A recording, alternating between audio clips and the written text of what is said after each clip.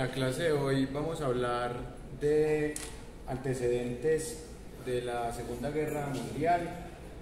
La idea es hablar un poco de lo que estaba pasando en Europa y en otras partes del mundo.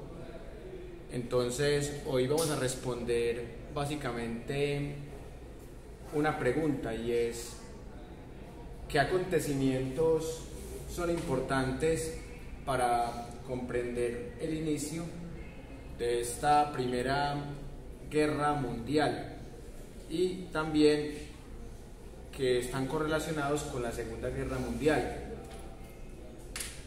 Ya habíamos hablado un poco del reparto colonial de África, también habíamos hablado de el descontento por ese reparto, y en la clase pasada también tocamos un poco el tema de cómo el mundo estaba ante nuevos sistemas totalitaristas, sistemas como el socialismo soviético, como el fascismo italiano, el nazismo alemán, el falangismo español, y también de cómo los grandes beneficiados de la Primera Guerra Mundial fueron el Imperio Británico y el Imperio Francés. Y también, de cierta manera, Estados Unidos termina siendo ganador de la Primera Guerra Mundial, pero el mayor beneficiado es en la Segunda, Estados Unidos, porque pierde pocas vidas comparado con la Unión Soviética, pero gana una buena cantidad de territorios y de poder en el mundo. Entonces, hoy vamos a seguir analizando esta fuente que les he compartido en otras sesiones, y también para el caso colombiano, porque la idea en la segunda parte es hablar de qué pasaba en Colombia, de por qué se cae la hegemonía conservadora, por qué triunfa un liberalismo que se divide, y por qué una figura como Jorge Eliezer Gaitán termina siendo muy importante. Entonces, hoy vamos a estudiar una historia que yo la llamaría conservadora, desde este libro, una historia conservadora que de cierta manera nos ayuda a comprender el otro enfoque, porque con Antonio Caballero habíamos visto una historia, se puede decir que más liberal.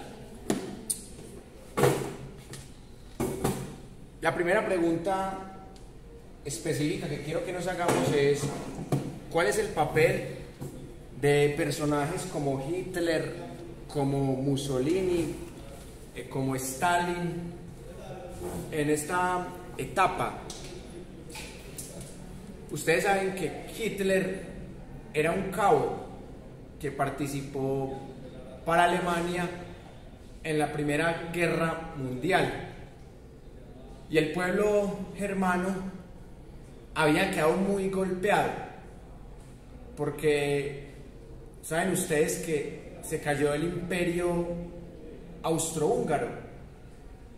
También se habían caído otros imperios como el ruso, como el turco otomano y como el mismo imperio germano.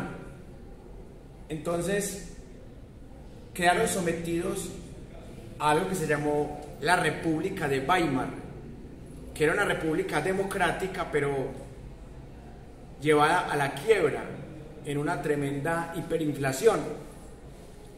Con este tema que ha pasado en Venezuela en las últimas décadas, hay una comparación más o menos simétrica.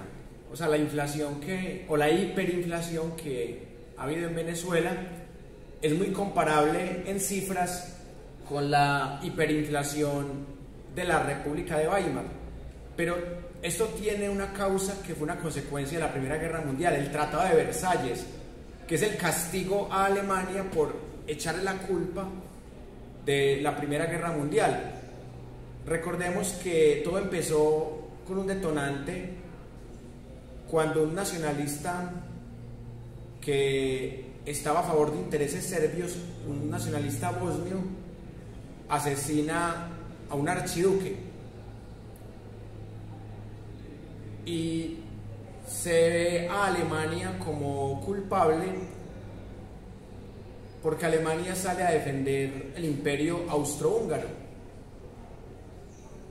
y le cobran en ese tratado de Versalles 6.600 millones de libras, y esto deja prácticamente a Alemania reducida a la República de Weimar y en la quiebra. Imagínense ustedes pasar de ser un gran imperio germano que se volvió fuerte con Bismarck en el siglo XIX a ser una republiqueta pobre, aguantando hambre y sobre todo humillada ante toda Europa y el mundo. El Tratado de Versalles también reza unos aspectos muy interesantes, que es la creación de la Sociedad de Naciones, que es lo que luego se formaría como la ONU después de la Segunda Guerra Mundial. Se supone que la Sociedad de Naciones se constituía para que los conflictos no se volvieran a resolver de esa manera tan abrupta, sino que se dialogara entre países, una solución diplomática a los conflictos. Pero la Segunda Guerra Mundial es el fracaso total de la Sociedad de Naciones, y la Guerra Fría es el fracaso total de la ONU, creada en 1948 con fines similares. ¿Y por qué Hitler se vuelve tan importante en esta Alemania reducida a la República de Weimar? Porque Hitler les devuelve la autoestima, y Hitler encuentra unos culpables diferentes, porque Hitler, más que odiar a los británicos o a los franceses, Hitler convence a gran parte del pueblo alemán de que los culpables de sus males son los judíos, los gitanos, los marxistas luego, y los débiles cuando ya empieza la guerra. Pero Hitler utiliza a los obreros marxistas en ese proceso de llegar al poder, siendo primero canciller y ya después siendo lo que podríamos conocer como un primer ministro, como un presidente. Entonces Hitler utiliza un nombre que parece socialista: Partido Nacional Socialista Alemán. Pero ese socialista es solo una trampa para que se le pegue la clase obrera. Y ya cuando Hitler empieza a perseguir a marxistas, a socialistas, a la par que persigue a gitanos, a judíos, ahí es cuando el nombre del partido se vuelve una contradicción, porque realmente debía llamarse simplemente Partido Nacional Alemán o nacionalista, porque era más nacionalista que nacional.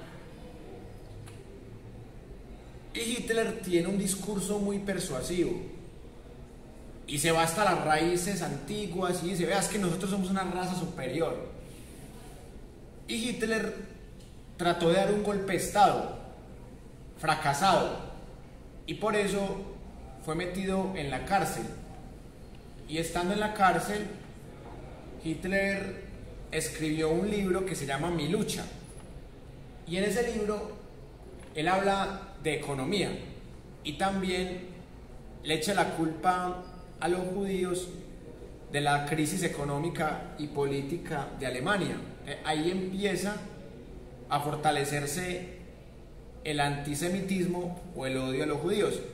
¿Por qué digo fortalecerse? Porque desde la Edad Media, incluso mucho antes, ha habido un desprecio por la cultura judía, por temas religiosos, porque el cristianismo tiene sectores que le echan la culpa al pueblo judío de la muerte de Jesucristo. Entonces, a partir de ahí, se ha fundamentado un odio irracional y muy fuerte contra los judíos. La peste negra fue la pandemia más tenebrosa de la Edad Media y quizás la más tenebrosa de la historia, porque era una época de poco avance de la medicina y por la ignorancia y el fanatismo, la peste negra fue más asesina de lo que debería haber sido, porque prácticamente la mitad de la población europea de la época falleció. Y a los judíos, desde esos prejuicios cristianos, también les echaron la culpa de la peste negra, cuando era un tema que venía en los barcos de las pulgas y de las ratas.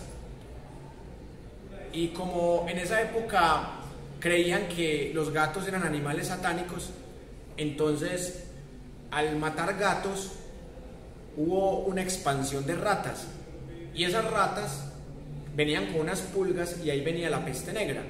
Pero por el fanatismo católico y teocéntrico del momento se le echó la culpa a los judíos. Entonces a la gente le dan latigazos cuando se enfermaba de la peste negra, porque decían que estaban poseídos por demonios, teniendo en cuenta que la palabra demonio viene del griego y fue tergiversada en la cultura cristiana como alguien malo, como el espíritu superior inteligente se vuelve el espíritu malo. Entonces eso hizo que la peste negra matara millones de personas en muy pocos años, no solamente en lo que hoy día conocemos como Europa, sino también en África y en Asia. La peste negra fue una pandemia que también mostró ese antisemitismo que venía desde la época de Jesús. Y en efecto, pues son las castas judías las que hacen matar a Jesús. Y Hitler se aprovecha de eso para crear ese odio. Sí, dime. Y aparte de la religión judía, pues las tradiciones siempre tenían como mejores conceptos de la limpieza. Pues en ese momento no sabían que tenían que relacionarse con las enfermedades, pero sí tenían mejor relación con el agua y la higiene. Y en Alemania, porque culpan a los judíos de la economía. Muy buena pregunta. Y claro, y lo que tú dices es cierto. En Alemania había que explicar de alguna manera, más allá del fracaso en la Primera Guerra Mundial, la crisis, porque era muy evidente decir, estamos mal porque venimos de una guerra de 4 años que perdimos y por la cual nos sancionaron quitándonos territorio, creando nuevos países con ese territorio y dejándonos la peor hiperinflación.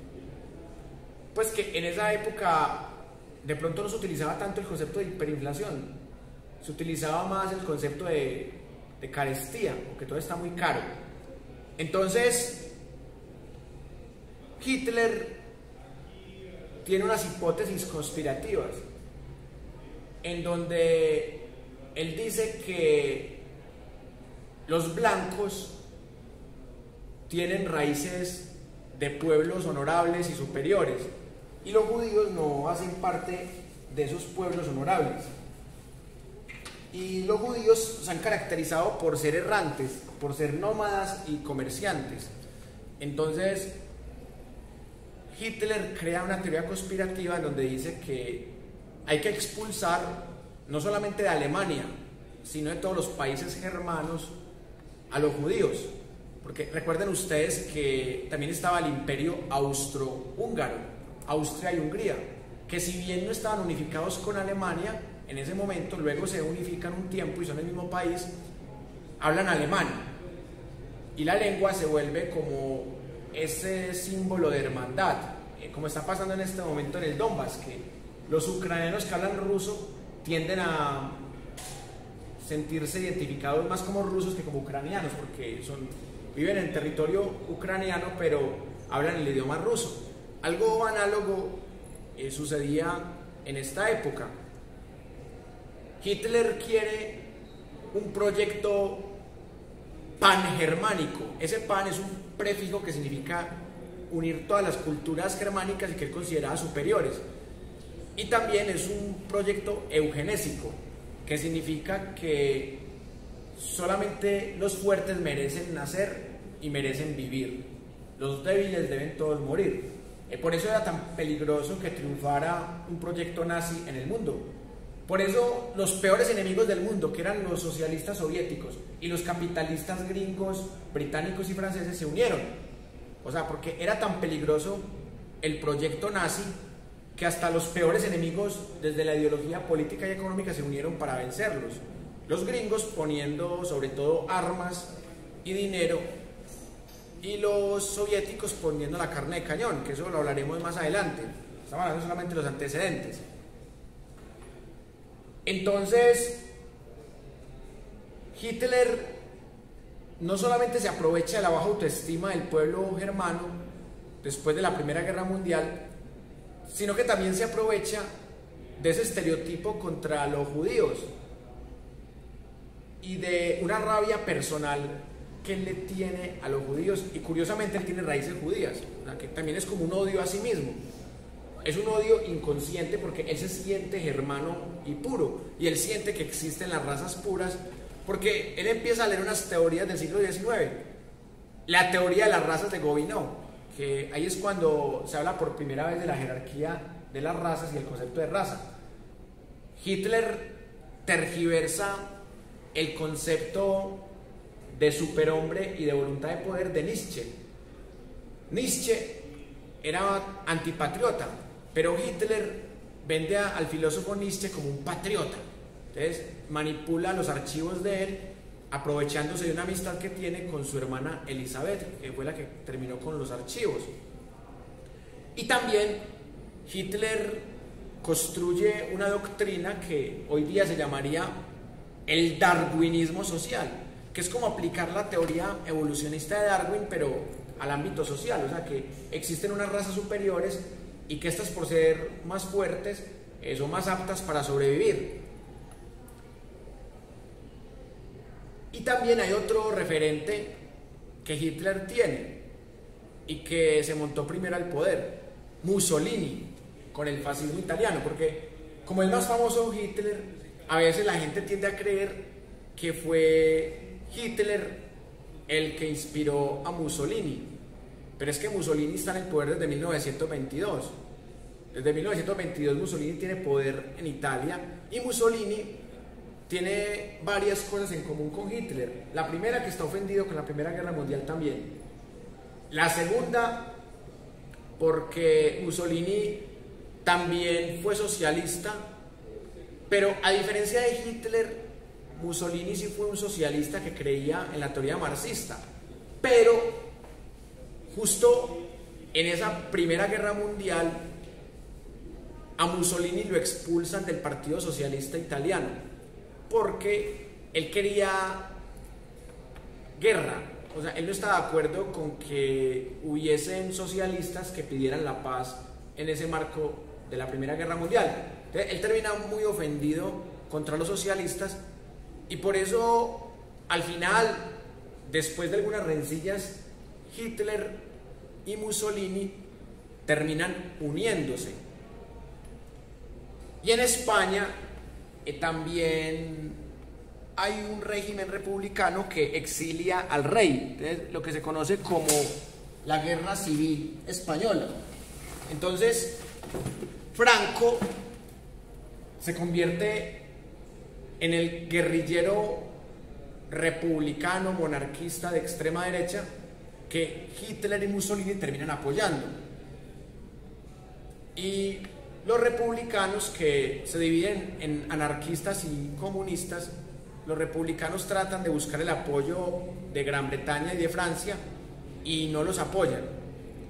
Solamente Stalin los apoya con armamento. En cambio, a los guerrilleros españoles, que en este caso eran franquistas, que eran de extrema derecha, católicos, conservadores, sí les apoyan hasta con mercenarios alemanes, mercenarios italianos, y eso también ayuda a que ganen la guerra los monarquistas, los de extrema derecha, y sumado a que en el bando republicano también hay dos bandos que se están matando entre sí, que son los anarquistas y los comunistas, porque los comunistas son los rojos, los que quieren una dictadura del proletariado. Los anarquistas no quieren una dictadura del proletariado, quieren abolir el Estado, no quieren un Estado nuevo que sea socialista. Entonces, esto hace que la guerra civil española la ganen los monarquistas y ahí empieza una dictadura de Franco que dura casi 40 años. Entonces, la extrema derecha queda muy bien perfilada porque Hitler en Alemania, Mussolini en Italia, Franco en España también es de ese bando, pero España por obvias razones no se puede meter a la Segunda Guerra Mundial porque lamentablemente España quedó destruida porque fueron 3 años seguidos de guerra civil. Justo se acaba la guerra civil en España y empieza la Segunda Guerra Mundial con la invasión nazi a Polonia, y por eso España no participa, porque no tiene cómo participar, pero los extremistas de derecha franquistas sí participan en el ejército nazi como voluntarios. O sea, hay españoles que participan, pero por ideología y no por nación.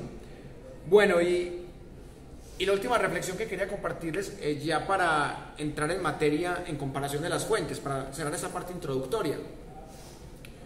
Con la Primera Guerra Mundial y con el Tratado de Versalles nacen unos nuevos países, que todos eran territorios germanos y que perfectamente podrían pertenecer a Alemania.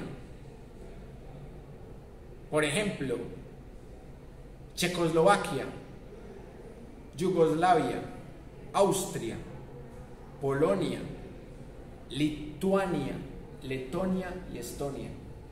Nacen esos países nuevos porque al caerse el imperio austrohúngaro, pues ya quedan Austria y Hungría separados como países independientes.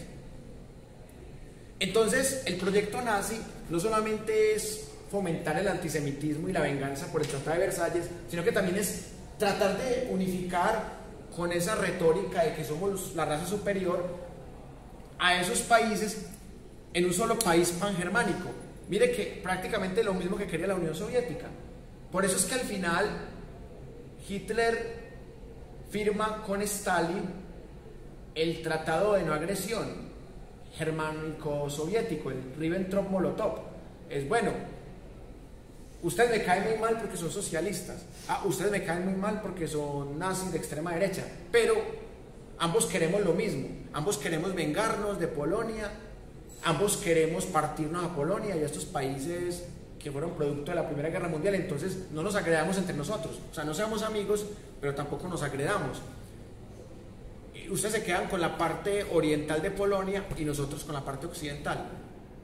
Y así fue como empezó la Segunda Guerra Mundial en septiembre de 1939 con el pacto Ribbentrop-Molotov.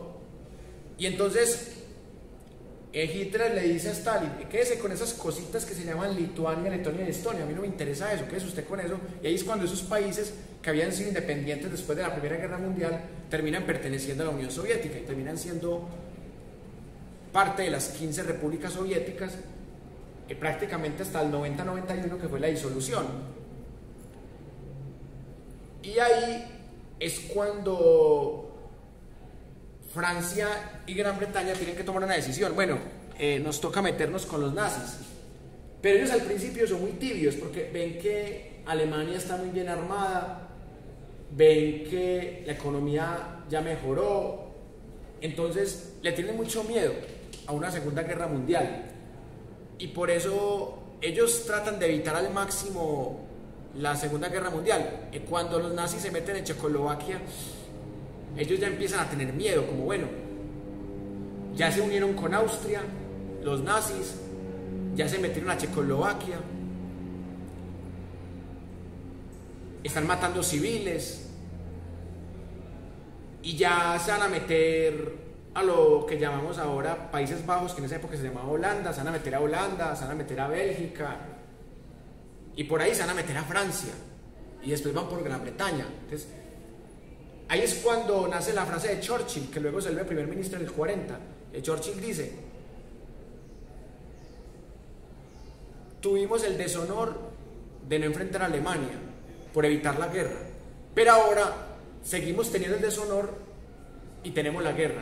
O sea, esa es la frase de Winston Churchill que resume el pacto de tibieza entre Gran Bretaña y Francia.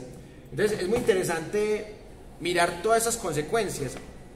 El Tratado de Versalles, la hiperinflación en Weimar, la crisis económica mundial que empezó en Estados Unidos, lo que llaman la crisis del 29, también la llegada de totalitarismos de extrema derecha con Hitler, Mussolini y Franco, el totalitarismo de izquierda que era supuestamente Stalin, que había traicionado algunos ideales de Lenin y había exiliado a Trotsky. Y este escenario deja servidita la Segunda Guerra Mundial, porque miren que empiezan invadiendo, son estos países que habían quedado independientes después de la Primera Guerra Mundial, empiezan quedándose con Austria, quedándose con Checoslovaquia, quedándose con Polonia, y ya cuando se meten a Polonia, ahí es cuando ya Gran Bretaña y Francia dicen, para las que sea, porque ya saben que van es por ellos, dicen, no, es que ya van en Polonia, ya de ahí se nos meten a los países escandinavos, se nos meten a Bélgica, se nos meten a Holanda, y ya vienen es por Gran Bretaña y por Francia, y ahí sí. Y por eso es que nace la Segunda Guerra Mundial. Es increíble que la Sociedad de Naciones haya sido ese gran fracaso, pero cuando ustedes miren este contexto, se van a dar cuenta que ese fracaso es totalmente entendible. Entonces voy a compartirles la primera fuente para que de ahí saquemos otras tesis diferentes.